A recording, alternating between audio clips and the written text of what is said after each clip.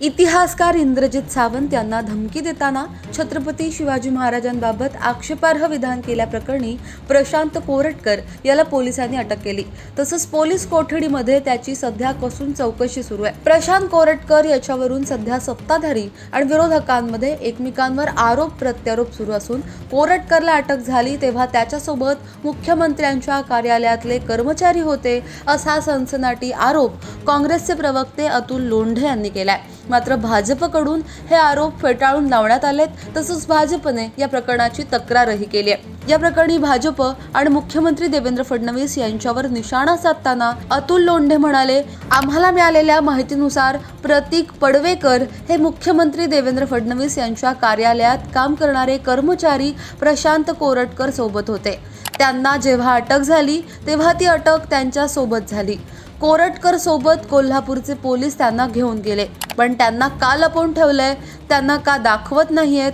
तसंच कोरटकरला खरी मदत कोण करतंय हे का समोर येत नाहीये हा महत्त्वाचा प्रश्न आहे। आमच्याकडे आलेली माहिती खरी आहे की खोटी हे आता गृहमंत्री मुख्यमंत्री यांनी सांगावं असं आव्हान अतुल लोंढे यांनी केलंय। अतुल लोंढे यांनी केलेले आरोप भाजपने फेटाळून लावलेत। लोंढे यांनी केलेल्या आरोपांना प्रत्युत्तर देताना भाजपचे प्रवक्ते केशव उपाध्ये यांनी सांगितलं की देवेंद्र फडणवीस हे 2014 पासून 2019 पर्यंत मुख्यमंत्री असताना, 2019 पासून विरोधी पक्षनेते असताना, त्यानंतर उपमुख्यमंत्री झाल्यानंतर आणि आता 2024 मध्ये पुन्हा मुख्यमंत्री झाल्यानंतर देवेंद्र फडणवीस यांच्या कार्यालयामध्ये प्रतीक पडवेकर नावाचा कुठलाही कर्मचारी काम करत नव्हता आणि आताही करत नाहीये।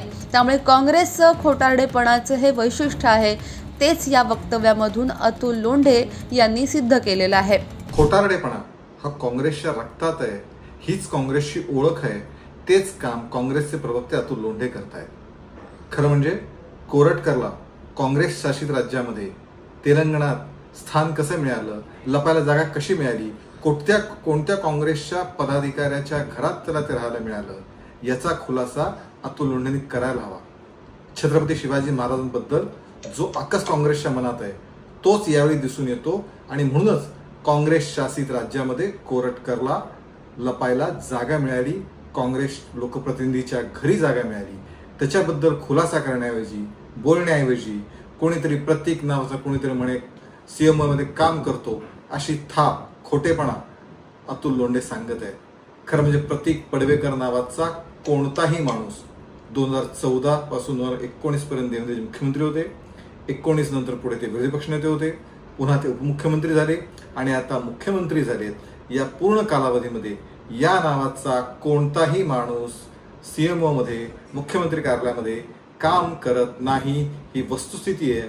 मात्र तरी सुद्धा खोटेपणा हीच काँग्रेसची ओळख आणि छत्रपती शिवाजी महाराजांबद्दल काँग्रेसला असलेला आकस या निमित्ताने काँग्रेस प्रवक्त्याच्या बोलण्यातून दिसून येतो। या साऱ्यावरती तुमचं म्हणणं काय?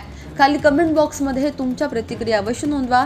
आत्तापर्यंत लोकमत सबस्क्राईब केलं नसेल, फॉलो केलं नसेल तर लगेच सबस्क्राईब करा, फॉलो करा आणि पाहत रहा लोकमत। धन्यवाद।